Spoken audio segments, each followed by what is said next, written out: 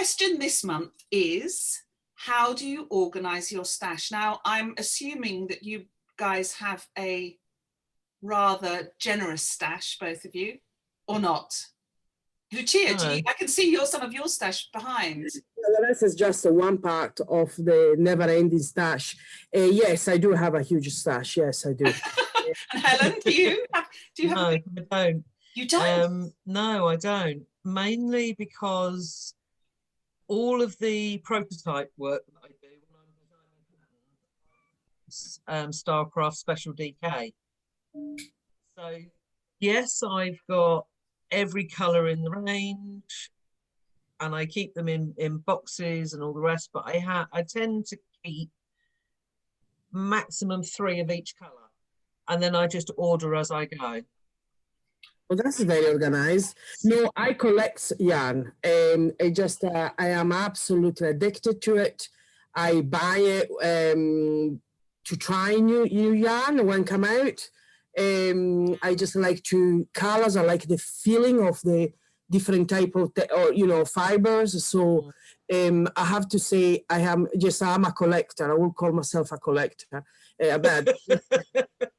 More addicted than a collector. So as you can see, I can turn here so you can see it. I don't know if you can see it. Oh my goodness, that looks very sexy. Some of it. This is some of it. So, and it's all divided by fiber, by fiber content and color. Again, I think I'm slightly OCD, so I quite like things put in a certain way, because that's immediately I can find what I'm looking for. So I'm lucky that I got the space for it, obviously. And then I put some cider wood essential oil, under all my wool, because obviously I keep any type of moth or whatever they call in English, little beasties away from my stuff. And then it's something that I don't use or have two of the same shade or the same type of yarn. They get packed, you see it behind me, get packed into transparent polythene, whatever is bag. And do you put it all in a spreadsheet or something, or not? No, I think I keep in my head. No, no, I know vaguely what I got. Yeah, because also I go. It depends what time of the season is. I got favorites, and so I just use a little bit more one than another one. But I definitely buy, and I would like to emphasize on that. I buy yarn myself all the time. I don't just get yarn given very generous, like from Stylecraft or whatsoever, but I really do buy it. I buy it because to me it's a hobby. So somebody collects, I don't know, cars. I collect balls of yarn. I think I'm in that group as well. Helen, do you buy yarn for yourself? I do. The thing that I'm a little bit OCD about is waste. Right. I cannot abide waste.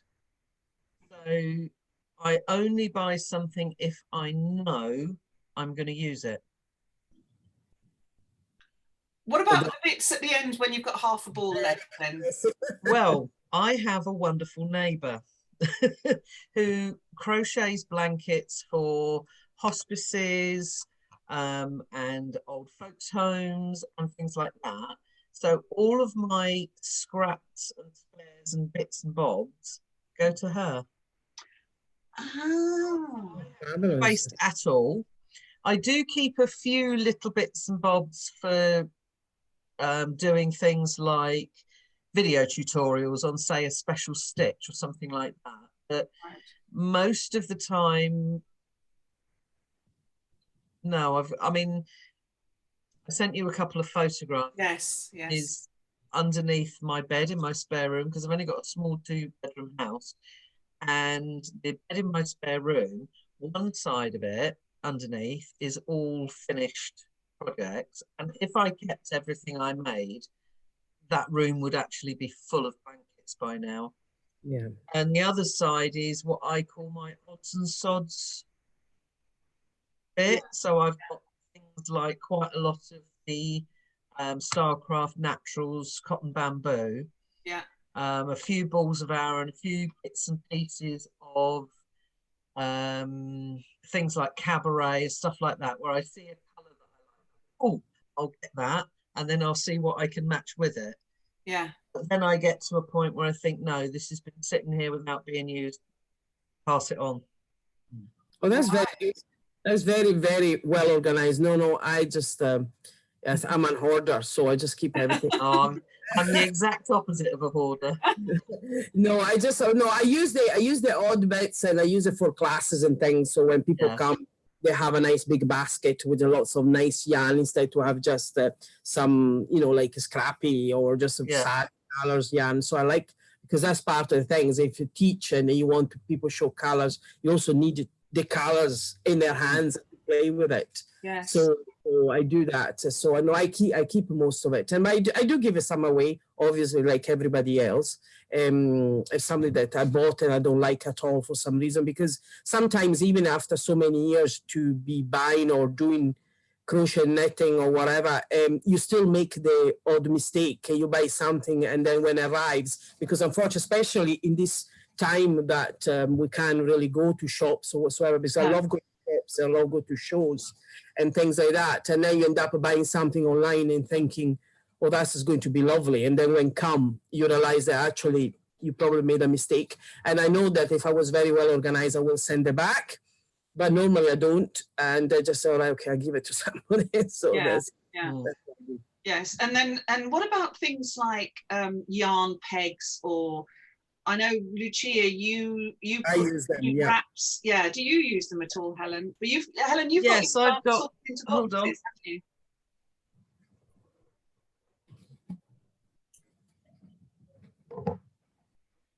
I use embroidery cloth.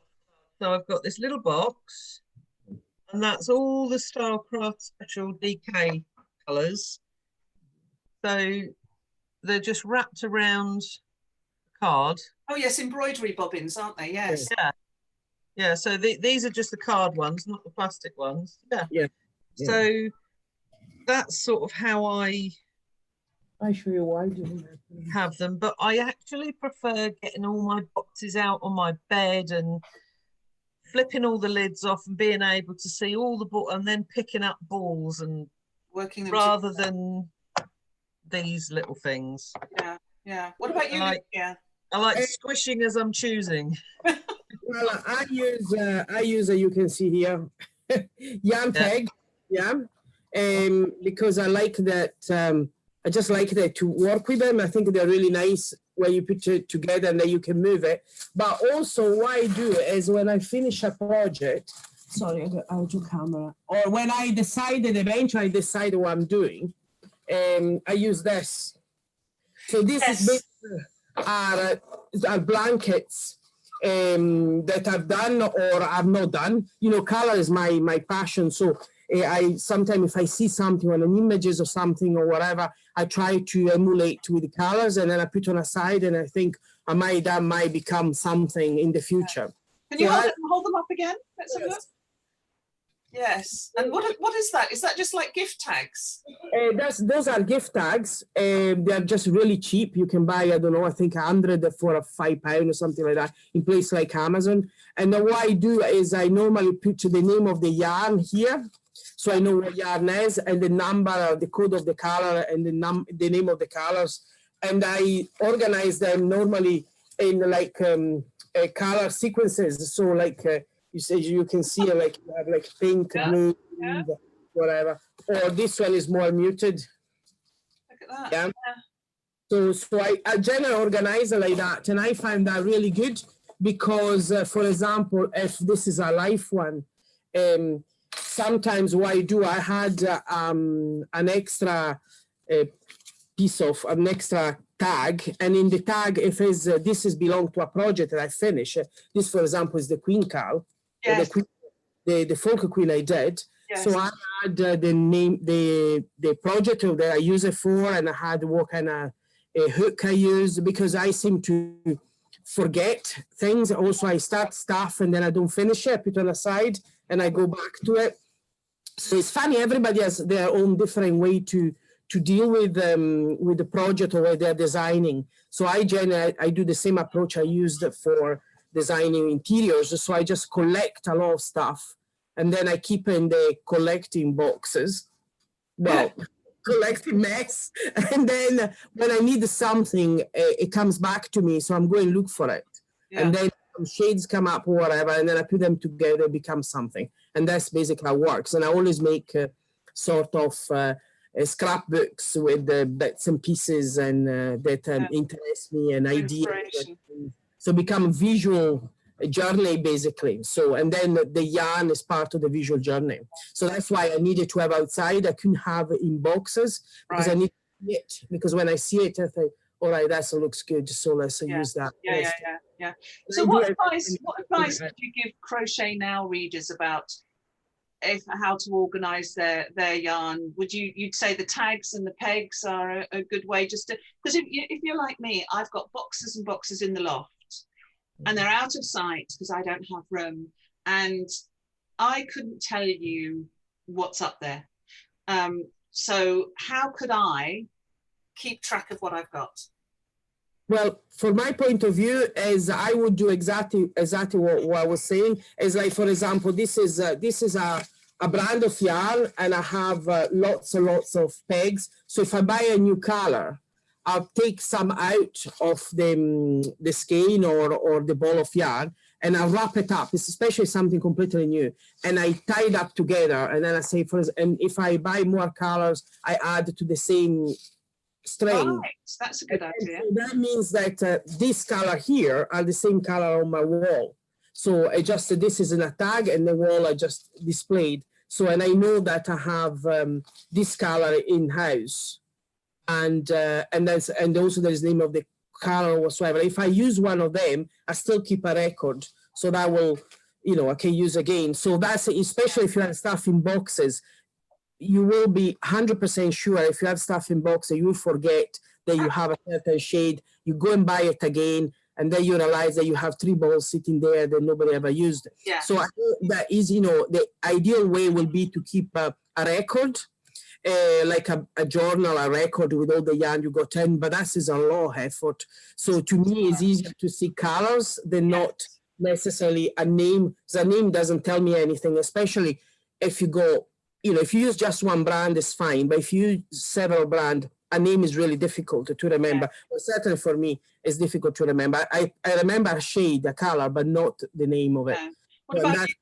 What about you, Helen? What advice could you give Crochet Now readers? In the past, when I used to have lots and lots of different brands of yarn, weights of yarn, etc. I actually used to have a folder, because to me you can't really do it that well on screen. So spreadsheets and things like that, forget it. Like Lucia, I like to be able to see. I think most creative people are visual people. So what I used to have was just a normal ring binder with like plastic Polly Pockets, and I would have like a little, maybe only a couple of centimeters, 3-4 centimeters sort of length of yarn that I would stick onto the page, and I would write next to it. I'd have at the top of the page the brand, say it was Stylecraft or Pinkhole or whoever.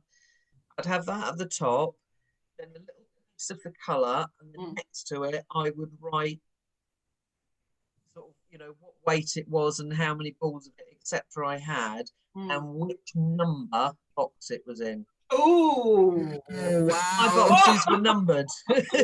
So I knew exactly where to find the yarn. I didn't have to go into the loft and hoik out 20 boxes of yarn, because there was easily that many.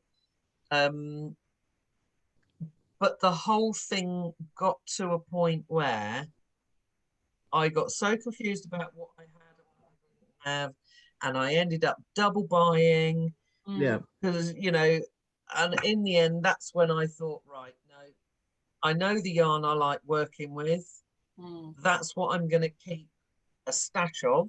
Mm.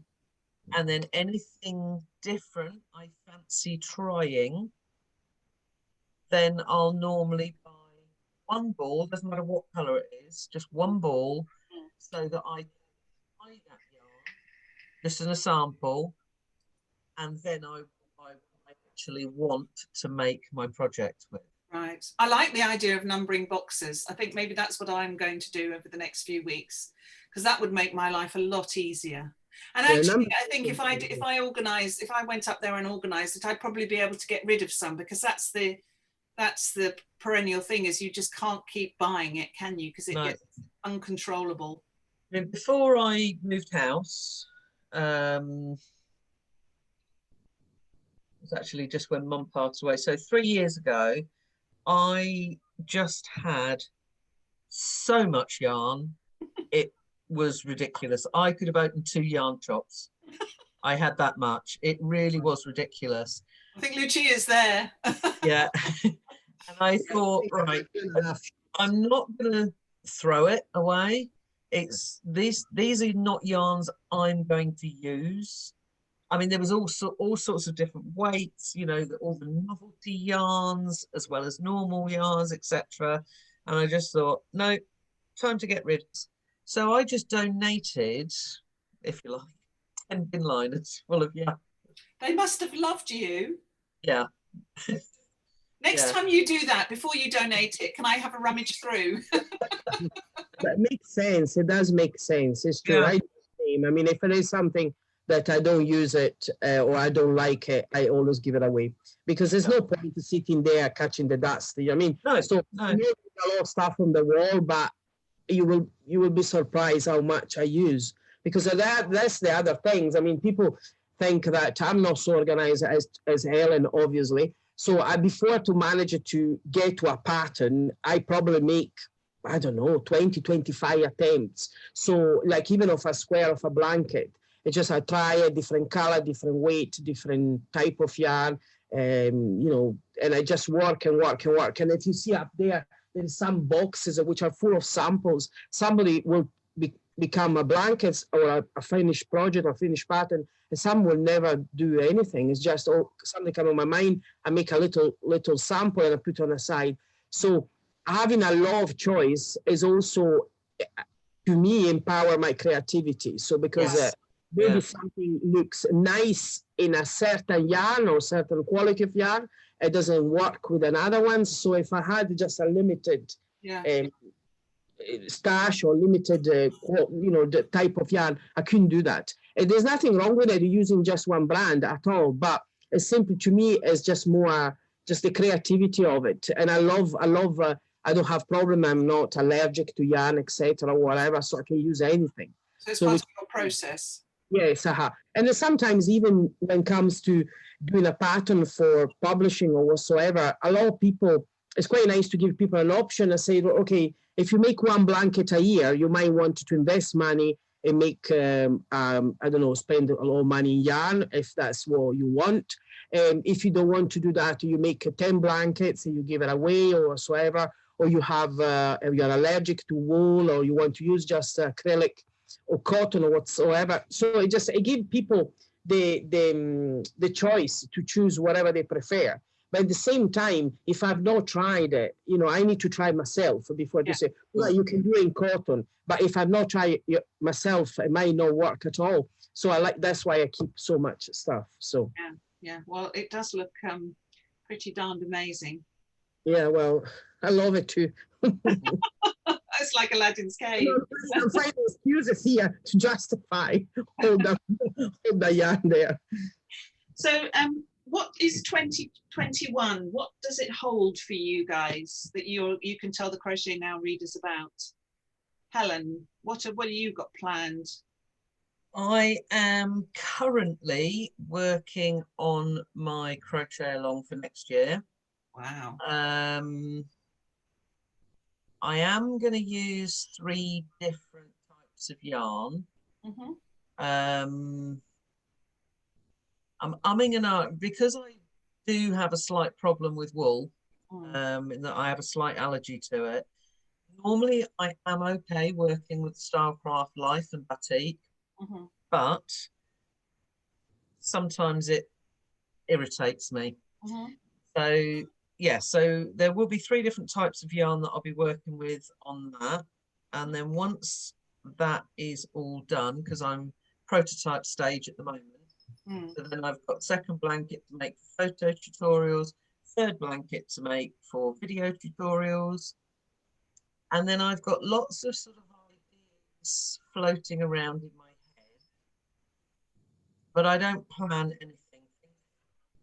Yeah, just wait for it to come. Yeah, if I try to force something, which is, I have just spent 2 weeks trying to make something work, and in the end it just got thrown in the corner. No, back to what feels right. Yeah. And what about you, Lucia? What have you got planned for 21?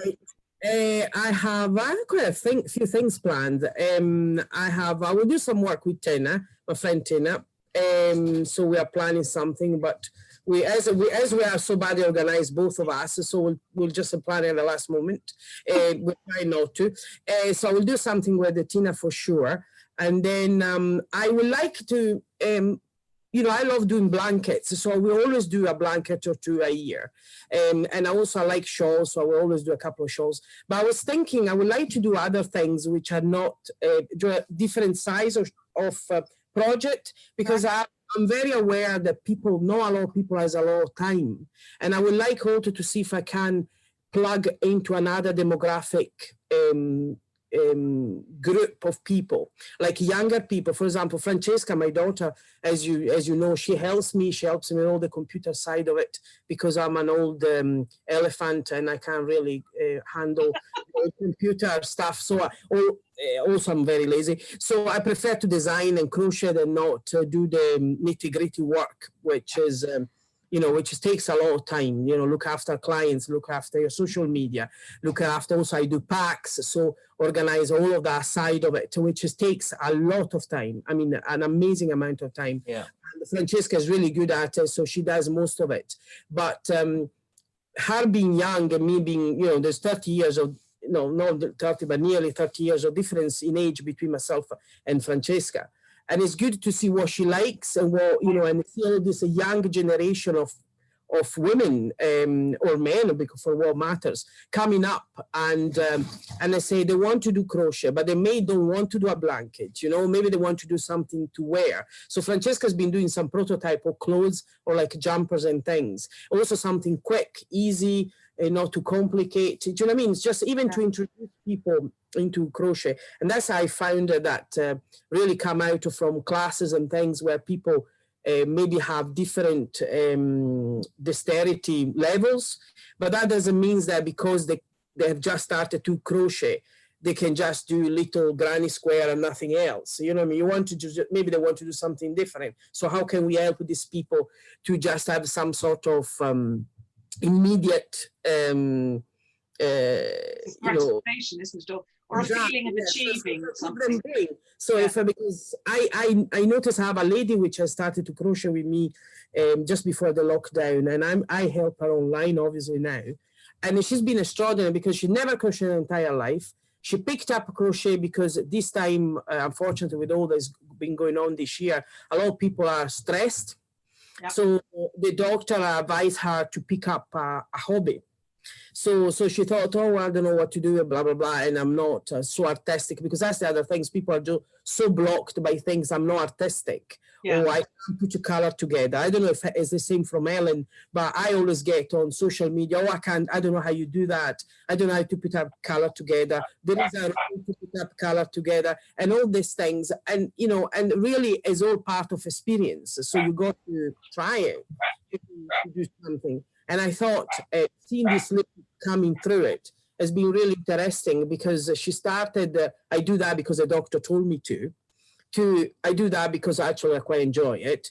And I do that because actually I'm really, really enjoy this. And it's the process, how she got interested in colors, interested in texture of yarns, interested in shapes and things. It's been really, really, really good to see it. So I think we can do that for older people, but we also can do that for younger people. So where they can do something that is immediate. So that's why in my classes, I always try to mix age groups. So I have somebody, you know, on the early 20s or middle 20s, and I have maybe a 67 or 70 years old lady, which never crocheted in her life. So, and I like to mix them because I think that's help very much. And also not everybody talking about I go a sew a knee or something during the class, which has always helped. Yeah, no, that's nice. I like that idea of smaller things. Because I'm not a very good crocheter, but yes, little projects that you can just get a taster of a different kind of stitch or a different kind of pattern would be lovely. Something, yeah, which is not just a cup cozy, you know what I mean? Something a little bit more interesting, you know, try to see if we can do something which is not that, no, it doesn't take a lot of hours, but is satisfactory, is interesting to do it, and it's fun, and it's got lovely colors. Maybe you can wear it, or maybe you can use it in the house and things. That's the other things I quite like, you know, to do things that you can use. Yeah. So, and take away the idea that crochet is just for old ladies or toys, you know, those stuffy toys, or not, some of which are beautiful, but some are not that so beautiful. You know what I mean? So just try to just see if we can move it on, because I always feels that crochet is the pure brother, you know what I mean? So knitting, you see this beautiful stuff, fantastic. People spend hundreds of pounds in yarn to make beautiful jumper, beautiful, you know, clothes or whatever. And then crochet, you know, people know, but don't crochet. I say, why? Oh, because I don't really like it. I prefer knitting. I don't think crochet is that versatile. Actually, crochet is extraordinarily versatile. Yeah, it is. Yeah. Yes, definitely. Especially if you want to create different shapes with knitting, that can be really complicated. But with crochet, that's freeform crochet is such fun. You can create such amazing shapes. Yeah. Totally agree. So super. Thank you very much, ladies. Pleasure. And see you soon. Yep. Yeah. Bye.